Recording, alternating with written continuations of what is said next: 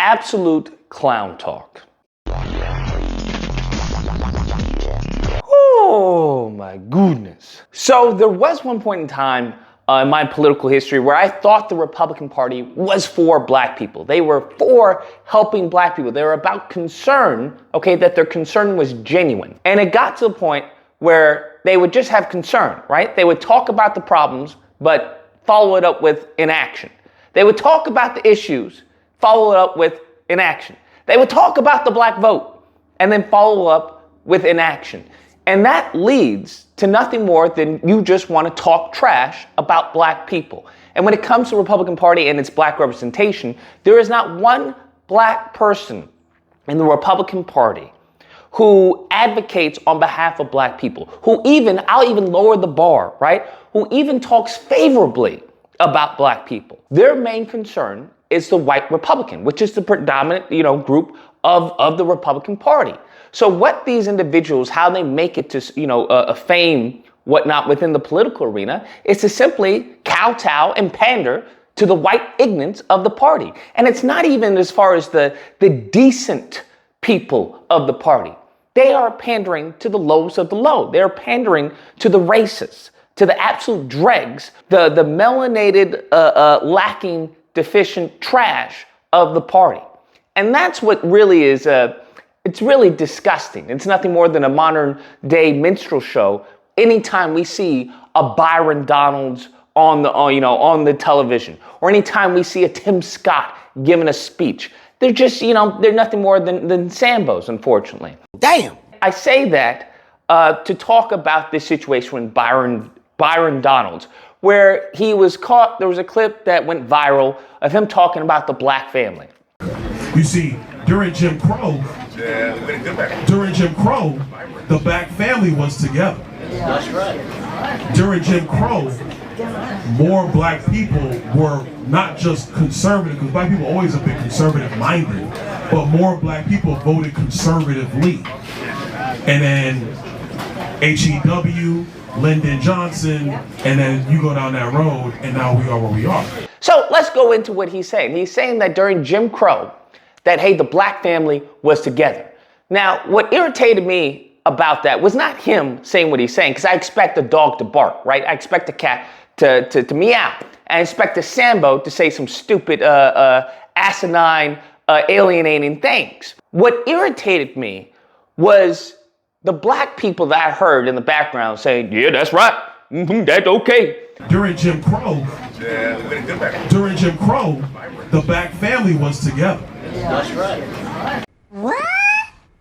And it seems to be that these old black individuals of this world, apparently, they're the problem in many cases. They seem to be the problem, because I don't know any black person who was of that time of Jim Crow that would applaud that statement. That would say, oh, that's right, we were together, Jim Crow. Yeah. That's foolishness, okay? Absolute foolishness. He goes on after that to say, well, the black family voted more conservatively. You have to understand, we've always been conservative, but we voted more conservatively. And then, Lyndon B. Johnson and this, and that's where we are where we are. Anyone with an IQ above room temperature, which is lucky for him, ironically, not who he was in front of, not who consumes his content, not who's in the Republican Party, not the people that they pander to. They pander to the low IQ. They pander to the trailer trash of the party. That's who they pander to. That's who they garner votes. Those are the people who did January 6th. They get the poor whites. They get, the unfortunate whites, okay, the lost whites. They get them to do their dirty work. That's what they do. You have him saying this, and obviously what he's implying by saying such, by his tonality, is that black people were better off during Jim Crow. And the reason why is because how he frames it, he frames everything that happened during Jim Crow during this very small, isolated, area that he wants to highlight as a positive.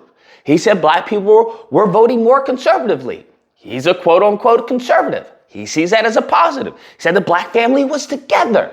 I'm sorry, does he not see the black family being together as a positive? Of course he does.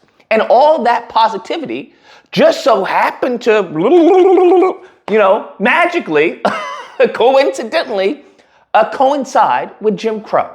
Okay? That's what he mentioned. What I would like Byron Donalds to also mention is that, guess what? The Jewish family was together during the Holocaust. That's correct. They were together during the Holocaust, and they were more conservative during the Holocaust. They saw this commie, bastard, this Hitler, and they were like, hey, we're going to vote more conservative because we don't want this Marxist, communist, left-leaning Democrat monster to run the country. That's right. I want him to say something like that. Do you think he'll say it? Do you think? Maybe, I don't know. I'm not going to hold my breath. But obviously, what Byron Donalds is trying to suggest is that black people were obviously better off during Jim Crow because they were together and they were, voting conservatively. The issue that I have with this, what is this statement? This statement is nothing. It's vacuous. It's a vapid statement. You can say black people were better off during anything. White people were more together during Jim Crow era than they are now. That's factually a true statement. Asian people were more together during the Jim Crow era than they are now. It's a factually true statement. What is that to say? What's the point that we're getting at? There is no point, right? There absolutely is no point. There's no point to what he is saying. The black family being together has never been the issue. You want to know what the issue has been for black families? The issue for black families has been the white family being together. Damn. Follow me.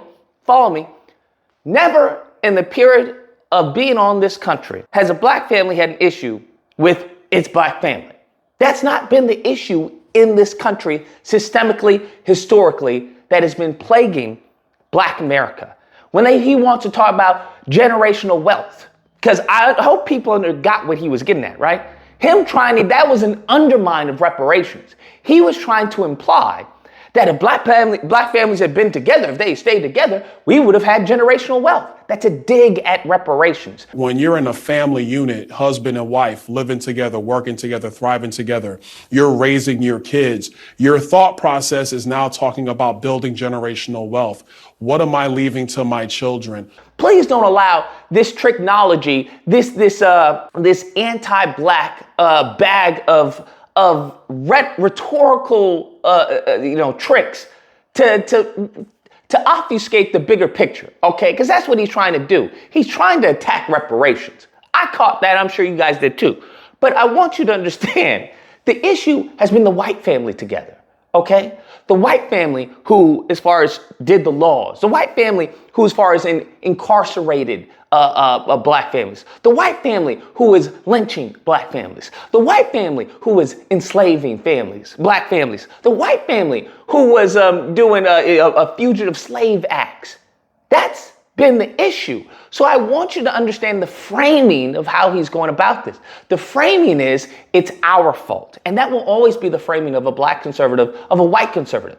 That will always be their framing of the Republican Party, unfortunately, is that it's our fault. You don't have a job, it's your fault. Hey, you're on the street, it's your fault. Hey, you're hungry, it's your fault. That despite anything that's happening that led to this, led to you being unemployed, led to you not having food, led to you not having a family, it's your fault. And what that allows them to do is to maintain their wickedness. That's what it allows them to do. It allows them to maintain a corrupt system, a racist system, without any repercussions. During slavery, these mofos like Byron Donalds would say, hey, it's your fault that you're not free. It's your fault that you got captured. It's your fault that you're a slave. They would never, as far as cast any type of judgment on the system of slavery. They would never do that. Their issue is it's your fault. So that way they don't have to do anything. And that is tantamount of what the Republican Party is today. So all in all, I want people to understand and recognize the foolishness that is Byron Donalds, the foolishness that is Tim Scott, the foolishness that is any black Republican pundit who is spewing anti-black propaganda, who is spewing just absolute racist drivel to the masses. They are not helping the country. They are dividing the country even further. They are elevating racists, okay? That's what they are doing in hopes of securing their lifestyle. That's it. Anyways, guys, that's the video. Let me know what you guys think. Whether or not, I don't know, you happen to agree with Byron Donalds. You want to say, oh, people are misconstruing his words. Or if you have believe, you know, you're probably one of those who thinks black conservative perspective is really intelligent with misnomer. Okay, someone who can't even pronounce misnomer or even knows what that means. These people are dregs of society, and they're bringing society down to collapse. That's what they are doing. And they are promoting a white victim narrative to white people at the same time, which is nothing more than just, honestly, progressing the decay of this country even further. So it is what it is. Nevertheless, if you happen to disagree, you're more than welcome to call in during Disagreement Day. You know where to find me. Friday through Sunday, you call in and we'll talk it out. Hope you guys enjoyed the video. If you did, please feel free to like, share, comment, let me know what you guys think, and subscribe, and all that fun stuff. Till next time, guys, be amazing. Follow me.